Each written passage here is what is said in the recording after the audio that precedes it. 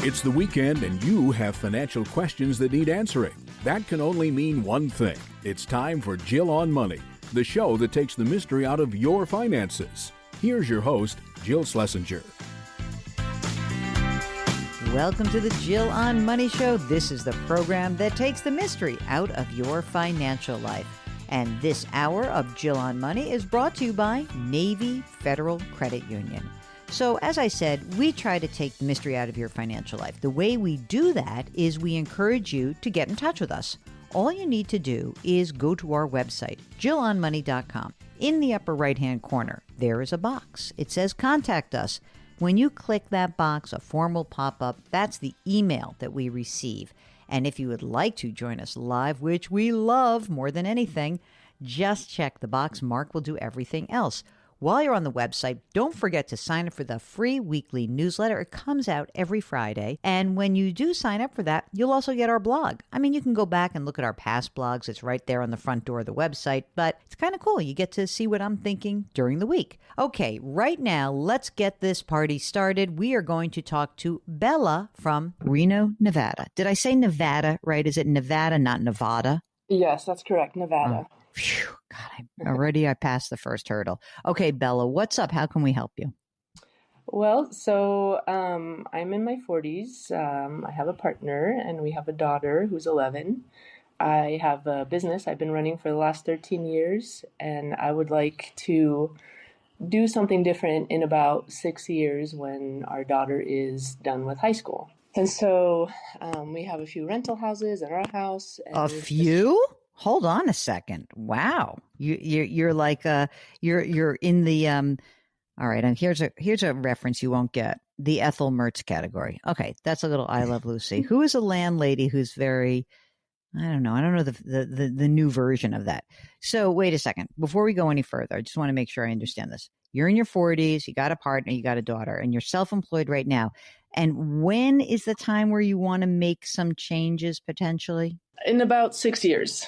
In 6 years. Okay. Got it. Only one kid, right? Yes.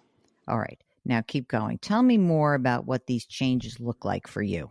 We would like to leave Reno and potentially travel. Maybe come back here and there, keep this as our base because we have a great community here, but also explore different places around the world. Oh, I love world travelers. Mark is already paying attention. As soon as you said travel the world, he's in. He's all in. Yeah, that's our passion. So that's amazing. Does your partner work? She is she's staying-at-home mom, but also does her own side hustle that she loves, and she's also on my company's payroll for now. Okay. I mean, it's sort of interesting, though. You say 6 years. That's like when your daughter is launched into college. You don't want to stick around through college, potentially? Not necessarily. I don't really know what her plan is, where she's going to go. I mean, we tried to talk to her, but, she's young, so. Mm-hmm. Yes. She's 11 going on 24. She's exactly. Like, I'm ready to buy my first house, Mom. Forget about it. Yeah, okay. So let's think about a couple of pieces of this puzzle. So first of all, how much do you guys earn together? Put your salaries and your side hustle and any money that you're actually living on from the business. About $150,000. And that's a good chunk for you? Like you feel good about that amount of money? Yes. Okay. And that does not include the rental income, or does? It does not. Okay. So that's your 150 grand. Okay. Fantastic. Now, your primary residence, how much is that worth? I would say about $550,000. Okay, great. Is there a mortgage outstanding? No. Oh boy. Okay. Now, if you were to make this plan happen, is the plan to sell the rental properties or keep them for income? Keep them for income. Okay. So how many rental properties are there? So we have 2. Let's do a rundown. So 2 properties. What's the first one? What is that worth? About the same, $550,000. Oh my gosh, for a rental property. Okay. And is there a mortgage on that one? There is. How much? It's $154,000 at 3.99%. So you're not paying that down early, right? I am. Don't Don't Okay. stop. Please stop the insanity. Just Okay. don't do that. I'll explain in a minute. But Okay. that's your first piece of advice. Do not pay that down. Okay. Second rental property. What is it worth? It's probably about 400,000. Okay. And mortgage outstanding? 174 at 4.5. Okay. I imagine if you're paying down a 4% note, you're also paying down the 4.5% note. Stop doing that. Okay. Okay. Now, how do these things cash flow? Forgetting about the extra money that you're paying down on the mortgage. But if you have the mortgage and you keep paying that and you've got expenses associated with it, what is the rental income that these two properties generate? It's about double just the plain mortgage. So the cash flow is good. We bought these at a time when rents were much lower than they are now. Mm-hmm. So the cash flow is good for all repairs and keeping them going. Okay. So after you've paid for repairs and all that stuff, how much money comes to you on a monthly or an annual basis from these properties? I would say for both of them combined, Mm-hmm. I would probably say about 1,500. Okay, great. What about money you've put away for retirement? We know you've got a big investment in real estate, 3 properties. What about retirement? Okay. So I have a Roth, Mm-hmm. which is 165. My partner has a Roth. There's 93 in there. And then this year we just started a simple through my company, and that one combined, we have about 16,000 in that one. Okay, great. Any other retirement assets? An old IRA kicking around, an old retirement somewhere? No, but we do have a brokerage with about 400,000 in it. And that one is managed by a financial advisor, just started this year. Okay. And then I have another just fun money that I like to do with about 84,000 in it, a brokerage with just stocks. Okay. And you're playing with it, if you will. Correct. We don't like to say that word, but we say it. Okay. Are there any, besides your daughter, are there any other people that you're taking care of? Do you have parents that you have to worry about? I don't think so. No, my parents are doing pretty well, and my partners they're okay too. Okay. For the 11-year-old, do you have a 529 plan or any other savings for college? Yes, a 529 with 18,000 and a UTMA with about 43,000. When you decide to travel the world, like bye, adios, Reno, hello, what will we have to be spending to make this worth your while to do? Yeah, I think it's about 6,000 a month. Okay. And there's no prior pension benefits that you would be enabled to No. tap, right? Okay. No. All right. It's a long way. You're in your 40s, so we got 20 more years before we're looking at your Social Security. But Right. so the only thing we have right now is the $1,500 a month of the rental income, right? Yes. We'll get back to Bella in just a minute. If you would like to come on the program and run your reset or your scenario by us, we'd love to have you. Just go to JillOnMoney.com. It's the Jill on Money Show.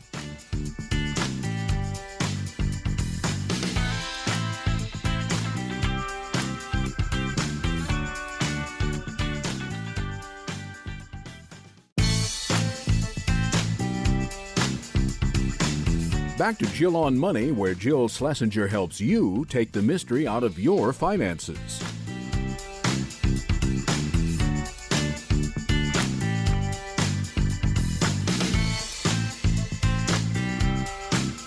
Welcome back. It's the Jill on Money Show, and I can't believe it is November already. Yes, we are answering your financial questions. Yes, we're helping you wrestle with your issues, but we would like to encourage you to actually take a little bit of control before the end of the year and start thinking about the moves you can make right now. Again, before the whole calendar subsumes you. And I've got great news for anyone who's looking for some ideas about year-end tax and financial planning. You should join us for our next webinar. That is through the Jill on Money Live subscription service. That webinar is on Wednesday, November 19th. And again, it is year-end tax and financial planning. It's going to be a blast. You've got to be a member of Jill on Money Live, which costs $45 for the next 12 months. You'll get 4 webinars, the back catalog of all of the webinars we've done so far, as well as bonus audio and video content. Again, Jill on Money Live. Right now, let's get back to Bella from Nevada. Is there a world in which you would say, I want to travel and go crazy and do that for a couple of years, come back and then work? Because you're really young. I'm not opposed to not working. I just want to do something different. Are you like exhausted from being an owner? I'm just bored. Oh, wow. Okay, fair enough. I just want to do something different, and I feel like I'm young enough to be able to, explore and find something that I would be a little bit more passionate about. Mm-hmm. Well, you got 6 years to figure it out, right? Exactly. Yeah. So it is possible that after 6 years, if you found something that was a little bit more interesting, engaging, that you may not take off and be like, I'm done forever. It's that I'm taking like a sabbatical and come back and work. Can I convince you into that mode? Yeah, potentially, but I would really like to find something abroad. That's the thing. Okay. I don't really, if I found some work in a different country, that would be amazing. Okay. Yes, it would be, and highly unlikely. But okay, let's see. Let's see if you could. All right, Mark, are you laughing? Do you hear Mark laughing? The dream crusher. The dream crusher is here today. She's the dream, and I was in such a good mood when I got on the air with you. Well, I am in a good mood, and you're in very good shape. Do you have citizenship elsewhere? I don't, but I grew up in Germany. And I do speak German, which is an advantage for Europe, which I know is, that would probably not be our number one place to go, but I do have that. Berlin's kind of a hopping town. Yeah. It's kind of a cool place. It is. Okay. So how much money are you putting into your retirement accounts right now on an annual basis? So how much, I want to try to figure out what we're going to have in 6 years. Okay. So we're maxing out our Roth. Mm-hmm. And then I think I probably put another additional 1,000 to my brokerage a month. Okay, so that's 15 grand. What about in the simple? About 4,000 a month. Oh, okay. Between the two of you. Yeah, between the two of us. Okay. So that means that you're putting away 50 grand a year for the next 6 years, at least, while the business can generate that, right? Right. That's the plan. Okay, that's good. Mark, does that make you feel better? You already have 300 grand going in. 300 grand going in of contributions. There is about 270 grand in Roth assets. And there's a brokerage account with combined with the fund account, $484,000. How are you feeling, Mark? You feeling like you want to take off and be done? They're in their 40s, so they'll be 52. Can they be done forever? Well, I know what they're trying to do. I mean, that, with 50 grand a year for the next 6 years, they're going to have between $1.3–1.5 million. And I know the idea here is to, eventually rent out the primary residence and have that plus the rentals generate the income that they need to live on. Yeah, but you can't rent out the primary if you think you're going to come back for the kid. That's tricky, unless you're willing to just like come back and hang out with friends or go to a hotel, I guess. We do. One of our rentals has a tiny house. Okay. So if you're getting $1,500 a month in rental right now, how much more could we add to that if you rent out the primary? Like probably about 2,500, I would say. Okay. So that helps. All right. So now we're at 4,000 a month in today's dollars, which this is why they want to get rid of the mortgages. So that increases their take home. Yeah. But I think the problem is that we need access to your money. So I don't think that's the case. So what happens is every dollar that you use to pay down that mortgage is money that's not going into the brokerage account. And I think you need liquidity more than you need to pay down those mortgages. Those mortgages will get paid down. And it's good to have a mortgage associated with a rental property. It really is. I know you think you're just going to get better income, but it's a more inefficient way to do that, because you can get more income from, or you can get more out of your brokerage account if you put the money away versus paying down a 3.99 or 4.5% mortgage, which is why I said, because for you guys to pull this off, let me tell you what's critical. Don't worry about, making sure that the mortgages are paid off. It is making sure you have a good handle on the expenses that you're going to incur. You collect your $4,000 and then you have the money available to create that extra $2,000 a month. Now, if you could say to me, hey, Jill, no matter what, while we're traveling, we'll at least get, let's say we get $1,000 a month of doing something somewhere. Okay. Then if you have $1 million or $1.5 million bucks socked away, then if we just took $1,000 a month from that kitty, then we're talking. I just think that that is priced to perfection, as I like to say, meaning that this presumes that there is nothing that we've really missed in all of this in terms of you being able to do it, making the numbers work, not blowing your budget out, being able to have some stability. I think it's a possibility. I don't think it's a slam dunk. Let's say in 6 years that, I don't know how old you are. You say 40. So I'm just going to say in 6 years, you're 5 years old. Okay. Maybe you're in your late 40s, 53 years old. If between the two of you, you could figure out how to generate $1,000 or $2,000 a month in income, I like the plan a lot better. I really do. I really do. Now, also, can you sell your business, or is it a business that completely relies on you? I would like to sell it. Yeah, I would like to offer it to my employees, and I think that would give us a little bit more leeway as well. Yeah, because if you could sell it, even if you said you don't have to come up with the money all at once, but we'll sell it to you, and over 3 years you pay us out over this, that too would help. Definitely. Yes. And that's kind of my idea, that hopefully works out that way. I mean, it's exciting. Don't pay off those mortgages. I feel like you're going to pay them off anyway. But do you understand the math? Like, essentially, right? Because you're paying, it feels good emotionally, but it is not necessarily the smartest thing, because we do need access to money for you. You're so young. If you found yourself in a place where you're like, I really like this new gig, it's great, blah, blah, blah, blah, blah. I have a feeling that you could kind of give yourself a little bit of grace and maybe push out a couple of years the game plan and still be able to do it, but with a little more security. That's my 2 cents. But, Bella, I feel like Europe awaits you, the world awaits you. So ciao, Bella, as they say. Mark, anything else that Bella needs to know? Oh, what about health insurance? What are you going to do while you're, futzing around abroad?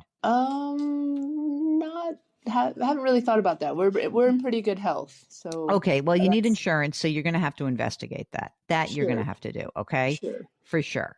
Maybe if you could also just kind of tighten up any documents, like if traveling, I want to make sure your estate documents look good, everything like that, all that good stuff. If you can do that and prepare, you got 6 years, maybe 8 or 9 if you're me. And then I would love it if you could, at least consider delaying a year or two, just to build things up. But other than that, I think you're in good shape. It's totally fun to consider it. If you are thinking about some sort of change of course in your life, we'd love to help you out. Mark and I are both certified financial planners. This is what we love to do. Go to JillOnMoney.com and click the Contact Us button.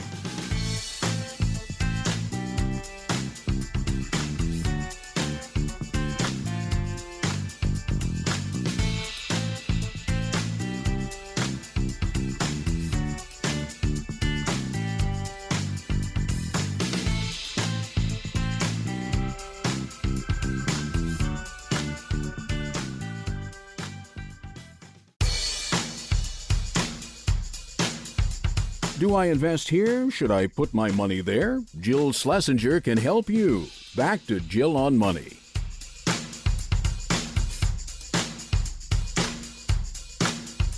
You're back. It's Jill on Money. Let's talk to John from California. Hi, John. How are you?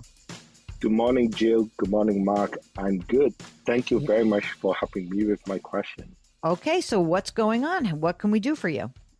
So recently, my uncle from overseas has passed away, and he has left me with some money. With this inheritance, I have opened an account with one of the US bank that has a branch overseas. And one of the financial advisor that I talked to over there advised me to leave the money there and purchase a whole life insurance policy. Oh. So while he was explaining it to me, I do see some benefit. But after I came back to the US and I start looking at the detail, I start questioning whether it is a smart decision to go ahead and purchase it. So I've signed some initial documents, but I haven't signed the final document to go ahead and purchase this policy. So I just want a second opinion before I go ahead and do that. Okay. So I just have a couple of questions. So you are a U.S. citizen, or are you an overseas citizen, or are you a dual or a green card? Where are you in the citizenship process? I am a U.S. citizen, but my uncle, he'd been to the U.S. a couple of times for traveling, but he's not a U.S. citizen. Okay, not a problem. Yeah. So the money was distributed to you without any taxation to you, correct? So actually, I'm the executor of the estate as well. So oh my God, what a thankless job, man. Yeah, so I haven't really distributed the money yet because it's still in the process of liquidating some of the assets and things like that. So I'm still in the process of doing that. Oh, and you're doing it from here and it's overseas. That's kind of a pain in the neck, right? Yes, it is. Okay. So I guess there's a few questions. Are you working with an attorney overseas right now? I'm not, but I'm working with an accountant in here. We do have an attorney overseas that in case if we have questions and things like that, that we can utilize. But it's more like on an on-needed basis only. Yep. Like you don't need the attorney to settle it, but you need to have somebody who, if you have a question, you could go to that person. Yes, exactly. Okay. But as far as the finance and things like that, they only advise whether it is like legal or not. They would not give financial advice or whether I should buy this product or not. Okay, that makes sense to me. Yeah. But can they tell you if you take the money out of the overseas account and bring it to the U.S., would there be a tax impact? That's what I really would like to know. Is there really a reason? I know why a broker will tell you to leave the money there because they want to keep the account. What we need to understand is, would there be a tax consequence of you bringing this money that you inherited to the United States and into an account here? Would there be? Do you know that? We have asked the two separate accountants in the U.S. and according to them, there's no tax consequences Great. at all. Perfect. Yeah. Perfect. Okay. So now let's get back to what they are suggesting. So first of all, John, how old are you? I am 40. I'm actually 50 years old. I just turned 50 a couple months ago. Oh, you see, you forgot. You thought you were 49. Are you married, single, partnered? I am married with 2 kids. How old are the kids? One is 14 and one is 17. Okay.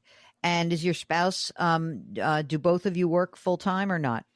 I actually just retired or forced to be retired, but my wife is still working. How much does she earn?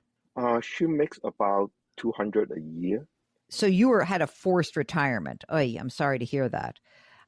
Are you entitled to any pension? Yes, both me and my wife are entitled to pension. How much? And I think I can start taking my pension when I turn 62, and my pension is about $2,000 a month. Okay. And what about your wife? She can actually start taking her pension when she turns 50. Wow. And her pension is $5,500 a month. Oh, wow. Wow. You married well, John. Well done. Thank you. Okay. So Can you guys live comfortably on her $200,000 a year salary? I think right now we can about break even, give Okay. and take maybe $1,000 a month. Okay. Is she putting money into a retirement plan right now? Yes, she Okay. is. Okay. And actually, she has two retirement plans. Mm-hmm. One is a traditional 401k plan, Yep. and one is a 457 plan. Yep. Got it. How much is in the 401k? How much is in the 457, John? Combined, our retirement. So same thing. I have a 457 and I have a 401k as well. Mm-hmm. Yeah. So combined, we have about $2.1 million in our Yowza. retirement plan.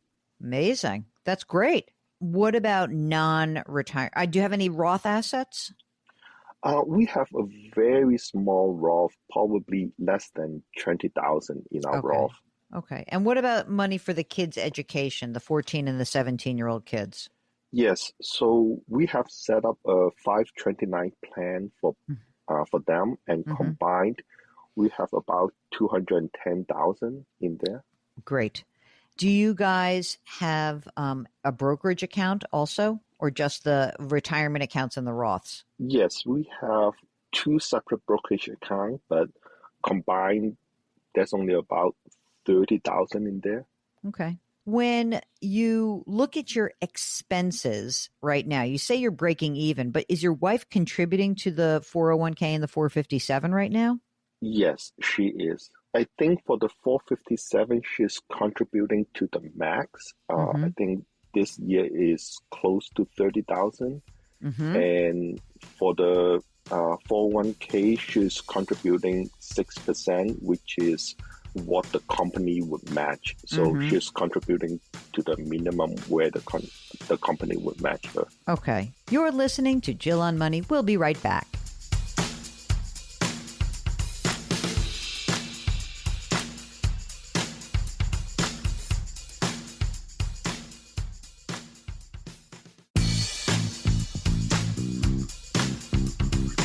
Welcome back to Jill on Money, where Jill Schlesinger takes the mystery out of your finances.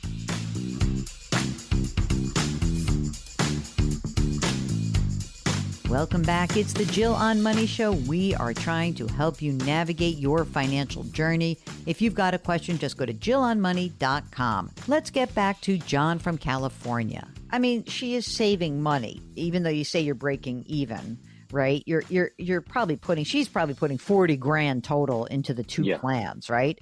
About there. About that, right? Okay. So essentially, when you say, gosh, we're kind of breaking even, you're including that. So I feel a lot better about like your expense level then, right? Because now I'm thinking, oh, well, maybe, what do you think you spend? 10 or 12 grand a month? I think right now our expense is about 12,000 a month. Yeah, that's correct. That makes sense. And are you actively contributing to the kids' 529s, or is the money in there just what's going to see you through? No, we are still contributing about 700 into the 529 plan right now. Wow, that's great. Do you guys own your own home? Yes, we do. How much is it worth? It's worth about $1.1 million. Do you still have a mortgage on it? Yes, we still have a mortgage for a 15-year mortgage. Mm-hmm. The balance is about $480,000. What's the interest rate on that? About Mark, I think you need to cover your ears. Yeah, oh no! I'll take my headphones off. I just took them off. Here we go. Yeah, okay. Give it to us. It's 2%. Oh my goodness. Okay, so we're not making any early payments on that. Okay. Oh no, not a single penny. Okay, and I mean, you guys, I don't know. Are you planning to try to get another job? Like, how are you feeling right now? So, I think right now, because we have some other asset as well. What else? We have actually about 8 rental properties. What? Oh my God. You're not, okay. Amazing. Okay. I can say this. I don't know. It's the Asians love the rental properties. Mark is married to an Asian woman. That's why he says that. I don't say that. Okay.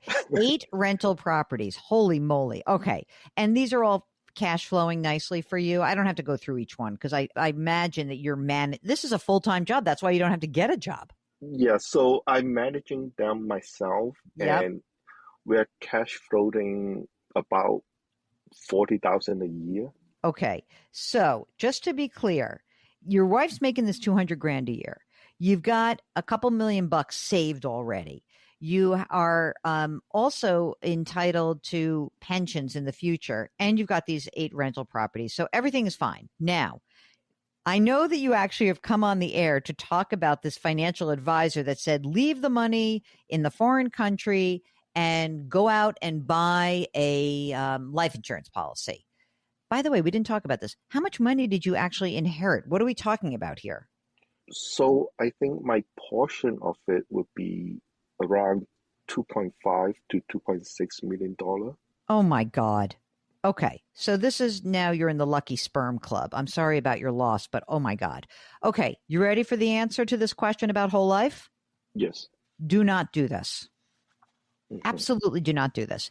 In fact, do you feel comfortable managing your money? I've been putting another job on your plate, but how do you feel about managing your money? Are you managing like your traditional 401k and 457? Did you roll it over someplace or are you managing that yourself?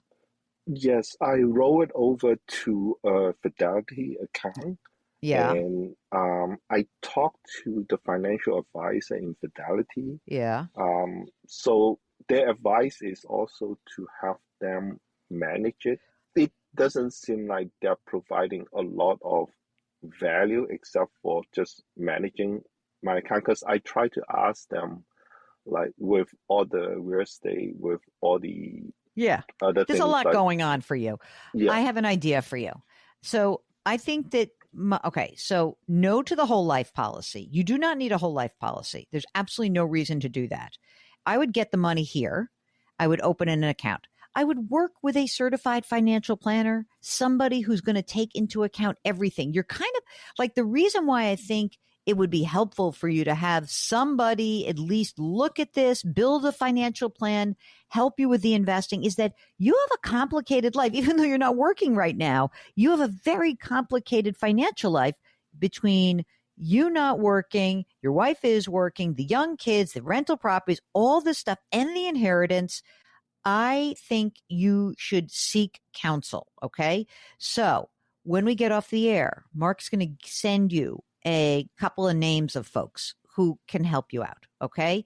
And okay, thank you. the most important thing that I can tell you is not to actually sign any documents, no life insurance, absolutely no product. Okay. Okay. All right. Now you're in amazing shape. Part of this process, now that you have a lot of money, and this is all like, I want to make sure that someone is also looking at your estate documents and tax situation. These rental properties are going to create weird tax problems. And you've got a lot of money that's sitting in a retirement account inside of the 401k and the 457s that haven't been taxed yet. So I think you need a plan for reals because there's a lot of moving pieces that are moving in somewhat different directions. So I think you and your wife would really benefit from that. And other than that, I am sorry for your loss, but I am very glad that you called in because to be honest, John, the advice of, you should buy a life insurance product, that's like your first big, like sort of blinking, blaring warning signal that this is not somebody you should be working with. Okay. Because that is not in your best interest right now. You're listening to Jill on Money, and we'll be right back.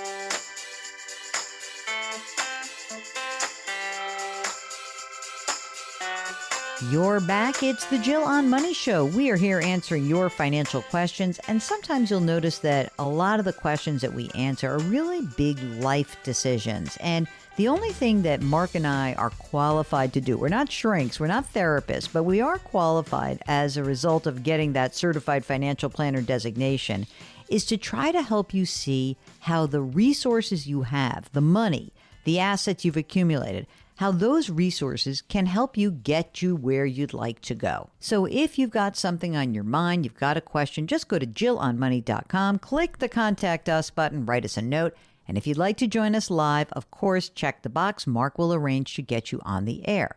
Now, before we finish this hour, this is an email we received from Anonymous, who writes, I will be receiving a settlement check for $7,000. I have to pay a lawyer $800. My mom, $1,000.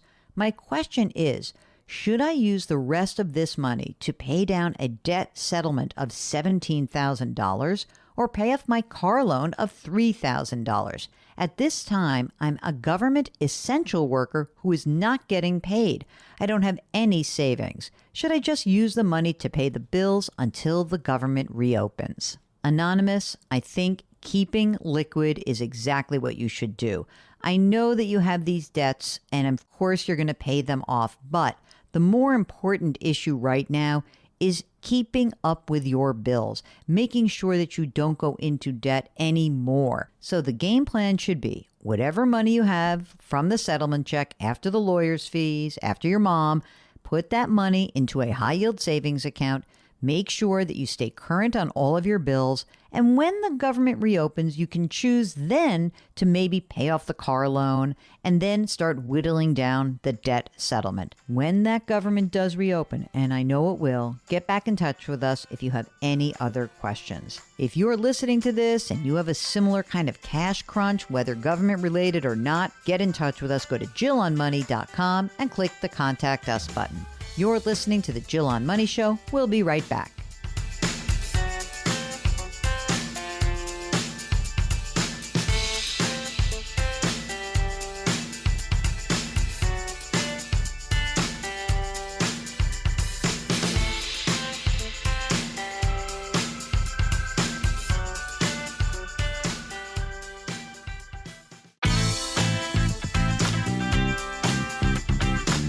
It's the weekend, and that can only mean one thing. You're listening to Jill on Money, the show that takes the mystery out of your finances.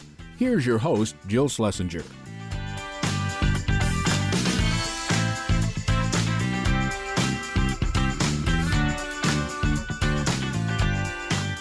Welcome back. It's the Jill on Money Show, and this hour of Jill on Money is brought to you by Navy Federal Credit Union. If you have a financial question and you've been thinking about it for a while, chances are you might need a little guidance, a little assistance. If you feel like you're just not willing to go at it alone, or maybe you're getting some financial advice or being pitched a product, a financial product, and you're unsure about that, get in touch with us. Go to JillOnMoney.com. That is our website. And in the upper right-hand corner, there is a Contact Us button. When you click that button, a form will appear, and you just fill it out. Tell us what's on your mind. If you think you would like to join us live, check the box. Mark will do everything else. Now, while you're on the website, don't forget, you can sign up for the free weekly newsletter, and you can also check out other free content. We have 2 podcasts, the Jill on Money Show, Monday through Friday, and the Money Watch Show, which airs on the weekends. And these are short. This is not any big investment on your part. So you can get links to that. Go right to JillOnMoney.com under the podcast tab. We also have videos and resources, and there's a blog, all there at JillOnMoney.com. Now, one of the big questions that we have been getting recently is essentially whether or not to dive into the housing market now that mortgage rates have started to fall a little bit.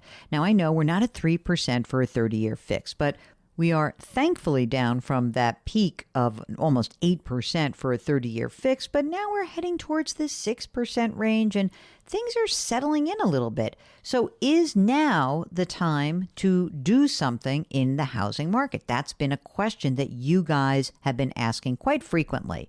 And we are delighted to have a guest who's going to help us out.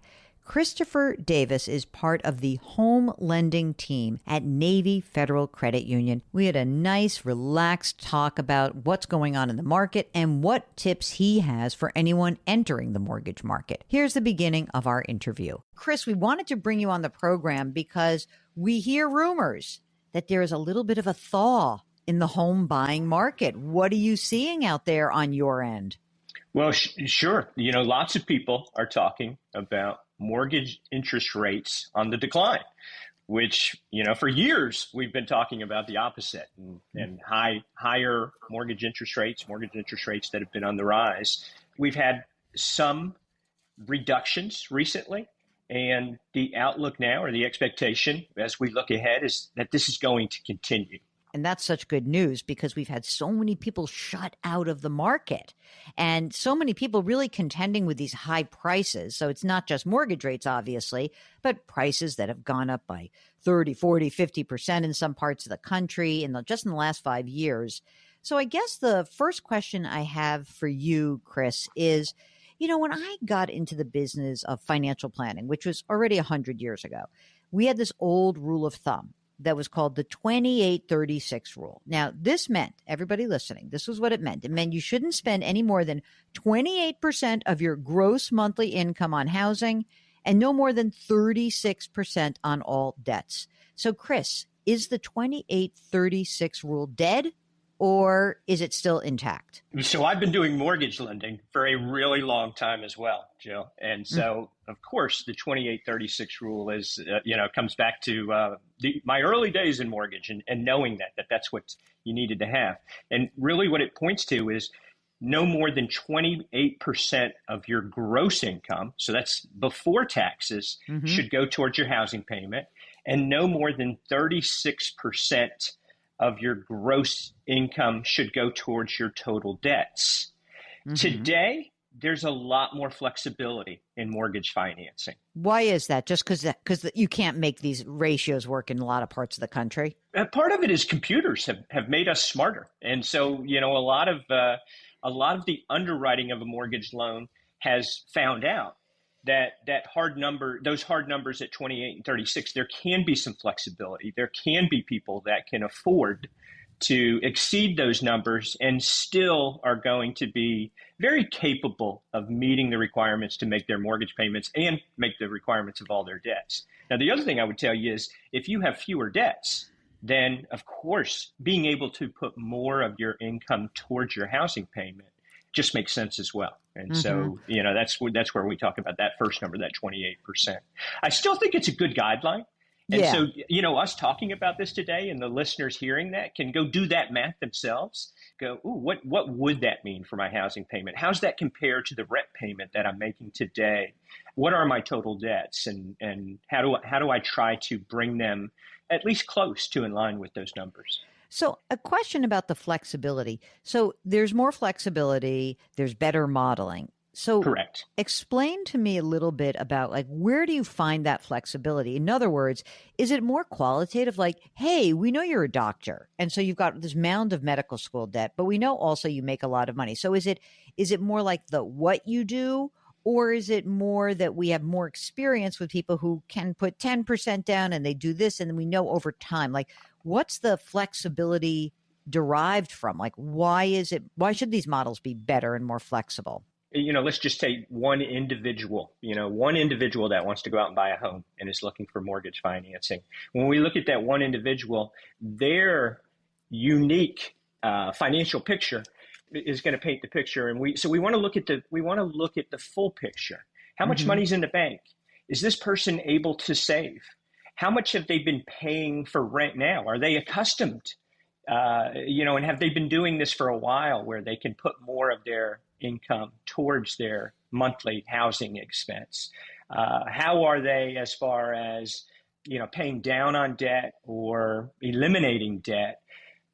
So all of those things really are part of the big picture that every individual is going to have their unique circumstances. And that's where the flexibility comes in. Somebody may be able to go as high or go up to, and I'd say there's flexibility. So I don't want to say that there's a hard number, but let's say 50% of my income is going to go toward my housing payment. Mm-hmm. If I've been paying more than that now in rent, and my housing payment's actually going to go down when I buy, and I've been paying this rent for some time, then obviously I've proven that I have that capability to be able to put that much of my income toward the housing payment. Now, the opposite can be equally true. And so if we take an individual potentially that is paying a much smaller amount towards their current rent, and they want to go buy a house, and let's say they want to double their housing expense, assuming that you're going to double your housing expense, then we would assume that you would be able to show that you've had the capabilities while having that lower monthly rent to be able to save some money, to be able to pay down other debt, to manage your finances well. We would call that payment shock. If you're going to go from let's say you were going to go from a $1,500 per month rent, and you were going to go to a $3,000 per month housing expense. Wow, that's payment shock. Mm-hmm. Are you going to be able to handle that? And the idea is, prove to us that you'd be able to handle that by showing us that you've been able to save a lot of money in the past. Show us that you are this doctor that just got out of medical school and your income's going to be rising. Show us that you will have the capabilities to be able to do this. We'll get back to our interview with Christopher Davis in just a minute. You're listening to the Jill on Money Show, and we'll be right back.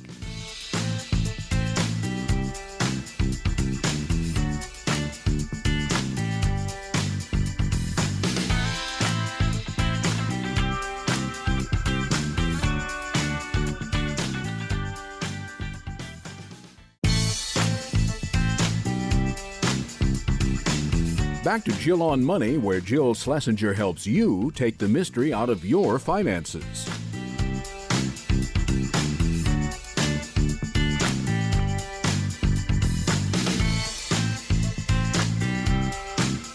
You're back. It's the Jill on Money Show. We are here fielding your questions about anything that remotely touches your money. So if something is going on, you've got a new job offer, you're thinking about how to put your kids through school, you're wondering whether or not you can retire, get in touch with us. Just go to jillonmoney.com, click the Contact Us button, write us a note, and if you're shy, give us a lot of detail because you're not going to come on the program. If you are going to come on the program, check the box. Mark will do everything else. Right now, let's get back to our interview with Christopher Davis. He is on the residential lending team at Navy Federal Credit Union. Look, after the financial crisis, after the housing boom and the bust, clearly financial institutions had to have rules that were established that they could live by, right? And I think that it made it was rigid. So it makes sense that we have more flexibility. I just also hope that, and I'm sure that you guys from your underwriting perspective, you also hope that that we don't get so flexible that we get lax and that something bad happens, right? Right. So, we've been there before, right? Yeah, exactly. Not fun. Not a fun time. Chris, how do you guys manage if somebody can make the payment? Say Mark and I are this young couple. We can manage the payments. We're even, let's say 28, 40%, whatever. We can do it, right? But we don't have the down payment. So when I apply for a loan and I say, look, I don't have the down payment, my parents are going to help me out. How does that work? Do I have to have the money in my account before I even apply with you? Do I have to just tell you? How do I make that happen? I think probably the biggest challenge for a first-time home buyer or this young couple to go out there and be able to become a first-time home buyer is going to be the challenge of a large down payment. And so what are all of the possibilities to help with the challenge of a large down payment? Now, at Navy Federal Credit Union, more than 50% of the purchase mortgage loans that we do are for first-time home buyers. So I would tell you, we're pretty good at it. If you're that young couple looking for a lender, find a lender that specializes in this. Find a lender that's pretty good at this and find out why they're pretty good at this. So there's a lot of programs that are going to help you as a first-time home buyer. Now, in addition to that, at Navy Federal Credit Union, we do a lot of VA loans. And so VA loans are available with no down payment as well. So that is But I have to be a veteran, and I'm not a veteran. So now you have to be an active duty service member or a veteran to get the VA loan. It's a great tool. Maybe we'll come back and talk a little bit more about VA, but I'll keep it to this young couple. So if you had mom and dad that had the capability and were willing to gift you the funds, not lend you the funds, because then you've got another debt. Yes. But if they were willing to gift you the funds that were going to help you with this down payment, potentially it's down payment, potentially it's closing cost, whatever other expenses are going to be necessary in order to help you to purchase this first home. The funds don't have to be transferred prior to closing. Actually, it can be transferred even up to and on the closing date. It can be more simple if they are transferred sooner, but I would tell you, make sure we keep a good track record of that. We don't want to see large deposits that we can't track to determine where they came from in this young couple's bank account statements. That's one possibility. Another possibility is being able to tap into your retirement accounts and be able to be able to take funds from those to be able to come up with some of the cash that you're going to need for closing.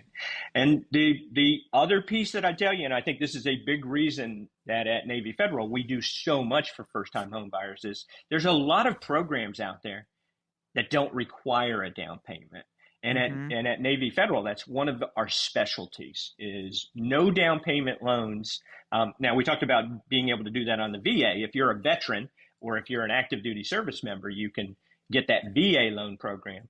If you're not, then you have the ability to do what we call our home buyer's choice loan. And our home buyer's choice loan is something like it looks like a VA loan, except it's a conventional product. It's a portfolio product. It's something only Navy Federal Credit Union offers. And so it's structured very similarly to how a VA loan is structured, but it's available to non-veterans, non-service members. What do you think is the best bet in terms of the process? Because I have understood a lot of people used to say, okay, you know what, go get pre-qualified.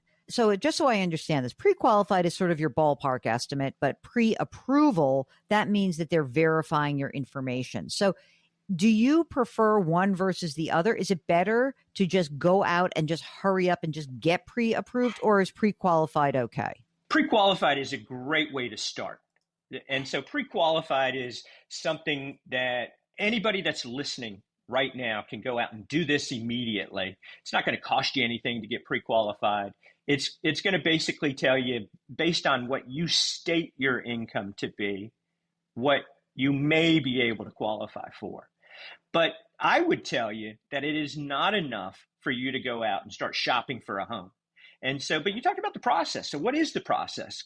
Goodness, the pre-qualification is part of the education process. And that is I think that's the critical first step that anybody that wants to become this first-time home buyer needs to take. And it's never too early to start that process as well. I would tell you, don't wait until it's time to be looking at homes to begin the education process. At Navy Federal, we have a lot of resources that are available, whether you're a member or not, for the education process on home purchasing. So you can get on Navy Federal online, and through there you can see our mortgage calculators. I love our mortgage calculators because they let you play around with the numbers and look at, if I was buying this much home and the interest rate was this, how much would the monthly payment would be? And it can also help you to factor in the taxes and the insurance, which some people forget about. Your housing payment is more than just repaying the mortgage, because it also includes your property taxes, your homeowner's insurance. There's other housing expenses that you need to keep into consideration if there was a homeowners association. Or how about all that maintenance? Oh, sure. That upkeep of a house, it's incredible.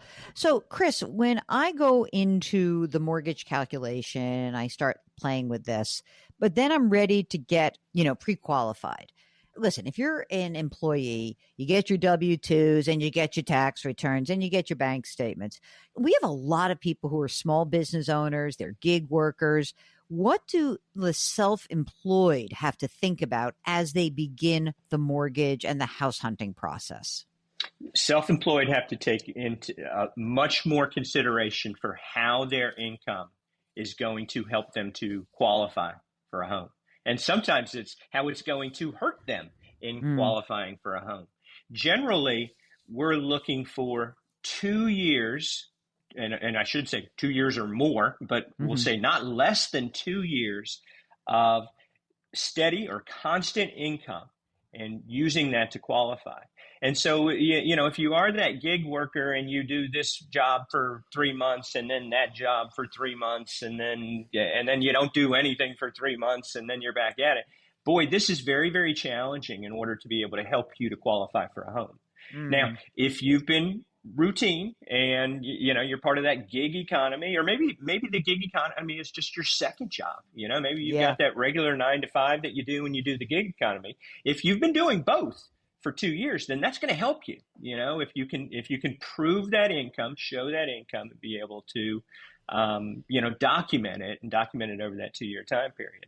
Very often self-employed people forget, or they know what their gross revenues are, but they forget that you're self-employed and therefore you also have business expenses. And so when we're looking at self-employed, we're looking at their gross revenues minus their expenses. In essence, we're looking at just what they're going to tell Uncle Sam that they made. So what they put on their tax returns is generally what we're using in order to help them to qualify for mortgage financing. We'll get back to our interview with Christopher Davis in just a minute. You're listening to the Jill on Money Show, and we'll be right back.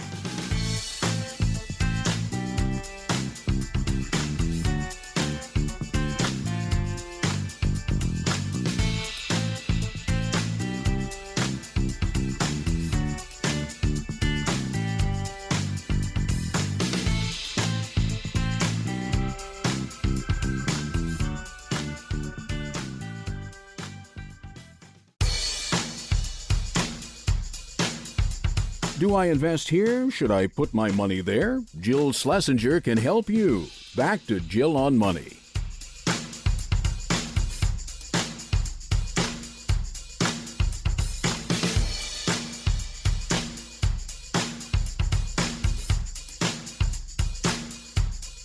You're back. It's the Jill on Money Show, and we are here talking with Christopher Davis of Navy Federal Credit Union about the state of the housing and mortgage market. Before we get back to that interview, I do want to remind you that our next webinar is coming up. Again, you must be a member of Jill on Money Live, our subscription service, but our next webinar is on Wednesday, November 19th. We are talking about year-end tax and financial planning. It'll cost you $45 to get this webinar, 3 more, the back catalog of all the other webinars we've done, as well as bonus audio and video content. $45 for the next 12 months for Jill on Money Live. Right now, let's get back to our interview with Christopher Davis. I also think it's so hard for people who have felt like the mortgage market, the housing market has just sort of eluded them, right? Especially as more and more people feel like, hey, I'll just forget it. I'm just going to keep being a renter. Your message is that, wait, don't be so quick here. Don't be so quick. You might actually be able to afford something. I wonder from your perspective, how do you help people understand the risk of using an adjustable rate? Producer Mark, who is on this, is a very big fan of his 10-year adjustable rate. Do you guys offer those kinds of loans? And how do you explain the risk to the borrower?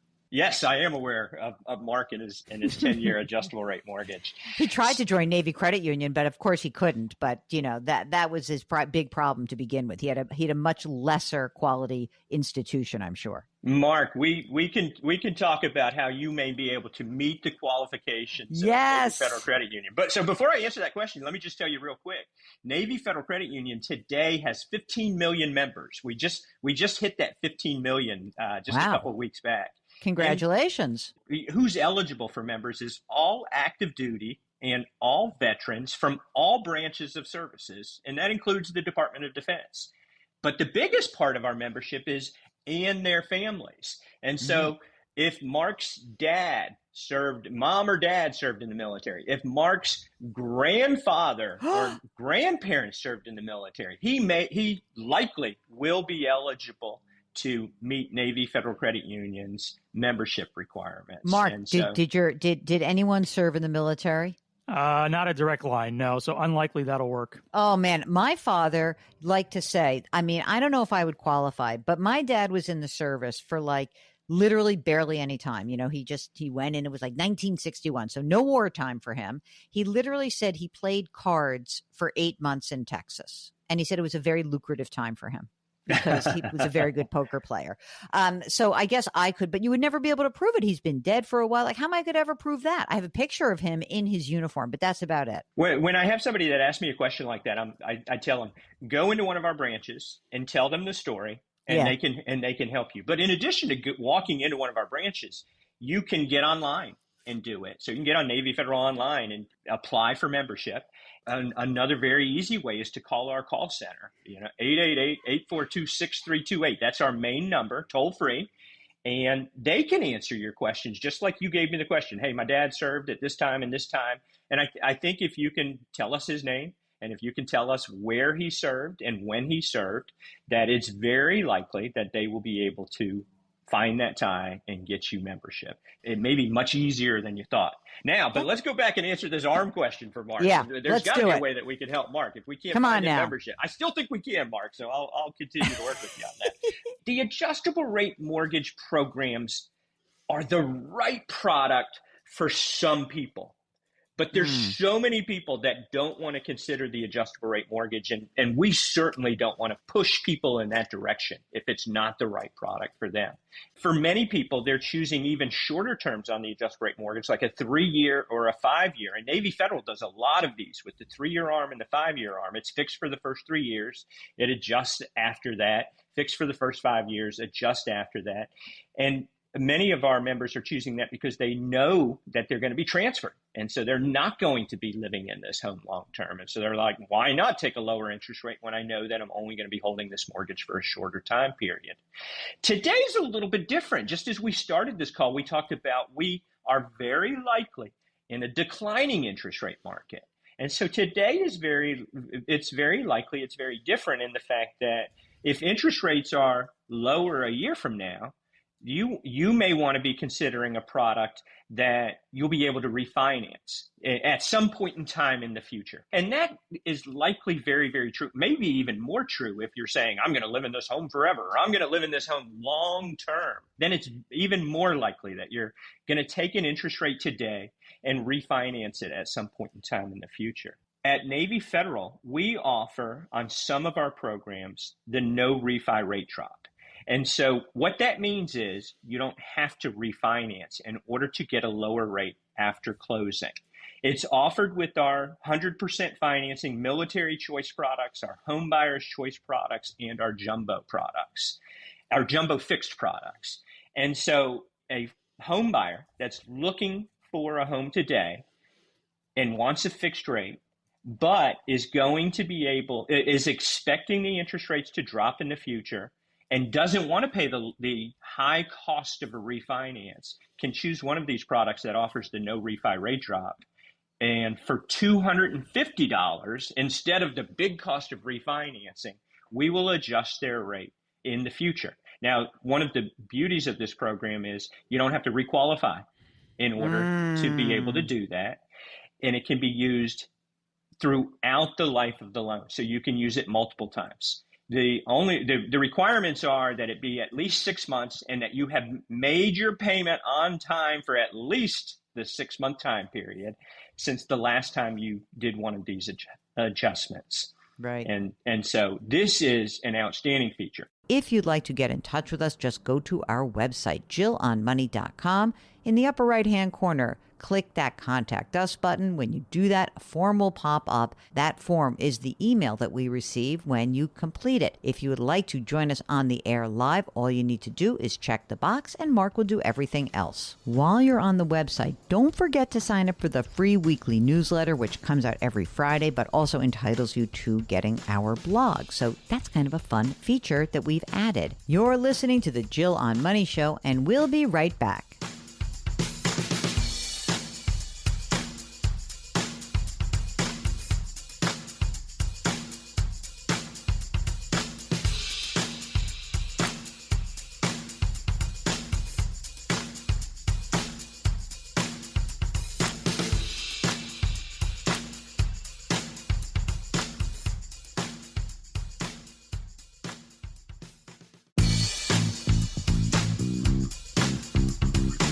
Welcome back to Jill on Money, where Jill Schlesinger takes the mystery out of your finances.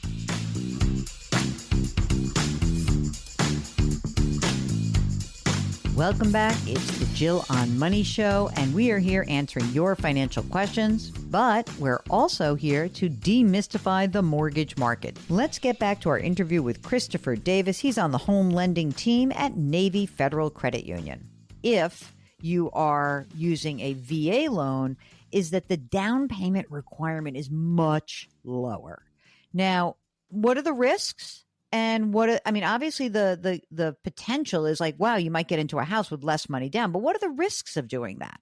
If you're an active duty service member and you get new orders every 3 years and you're looking to buy a home in the current duty station where you are, but you know that you're going to have orders in 6 months or a year, or, in a short time period, and you're purchasing this home with no money down, by the time that you look to take your next orders and leave this home to go move to the new duty station, how are you going to sell it if you can't recoup what you've put into the home? And so that is a big consideration that our service members need to take in mind. And really anybody, because we offer the home buyer's choice product as well and their family. So even they, need to take this in mind. If you're not making the down payment, the difficulty that you could have in selling your home, you want to be able to sell your home and walk away with money to be able to invest in the next home that you're purchasing. But if it's a short time period, you may have that challenge. In addition, when you sell the home, in addition to, hey, I bought it for $300,000 and I want to sell it for $300,000, you have to pay real estate expenses. A lot of times you're paying the realtor. And those can be hefty expenses. And so, hey, I want to sell it for the same thing I paid for it, but you're still going to have a lot of expenses that you'd have to pay to be able to dispose of that property.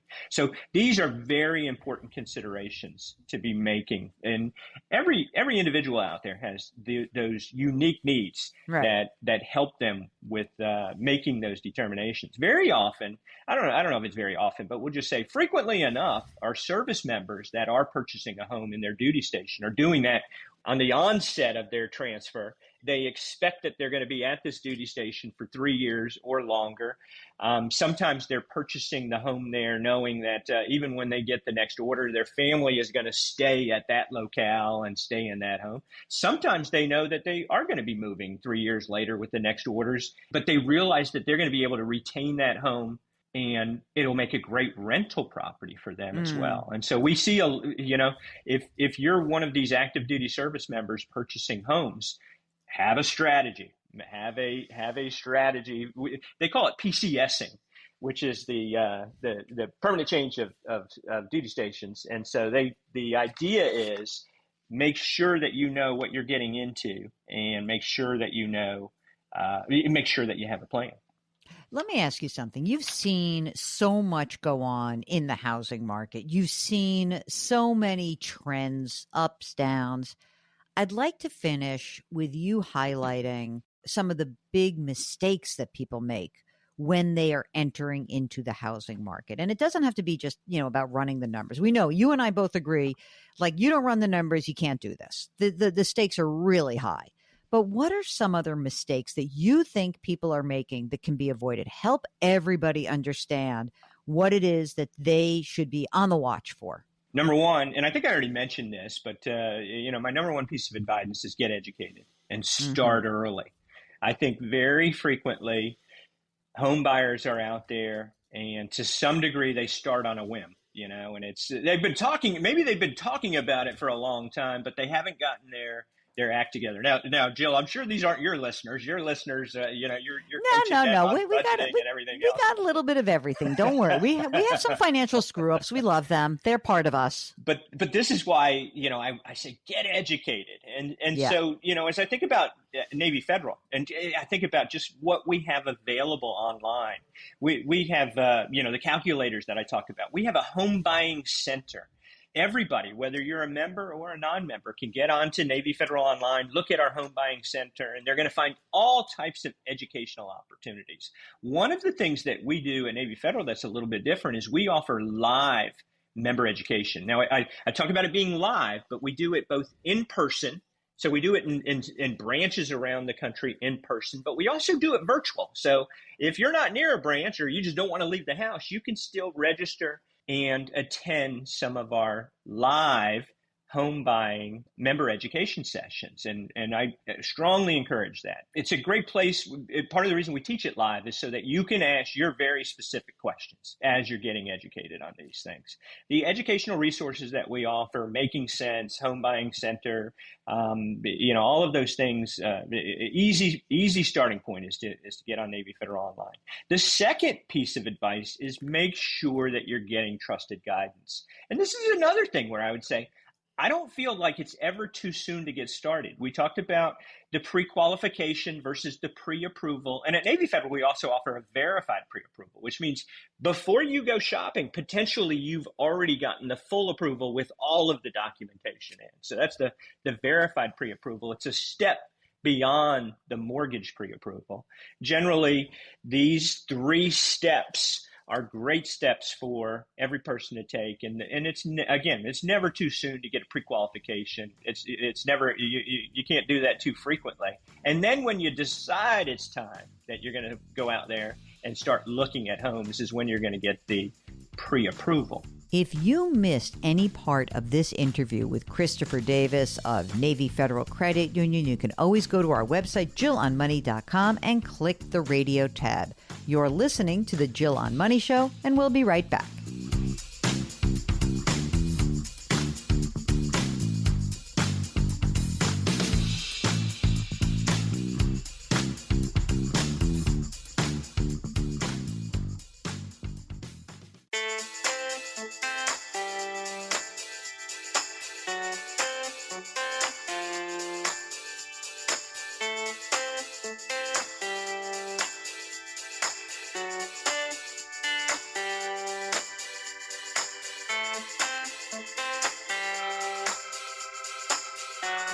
Welcome back. It's the Jill on Money Show. We are here trying to help you make better, more informed, maybe sometimes less bad financial decisions. The way we do that is we encourage you to go to our website, JillOnMoney.com. JillOnMoney.com. In the upper right-hand corner, no matter where you navigate on the site, is a Contact Us button. When you press that button, a form will pop up. That is the email that we receive.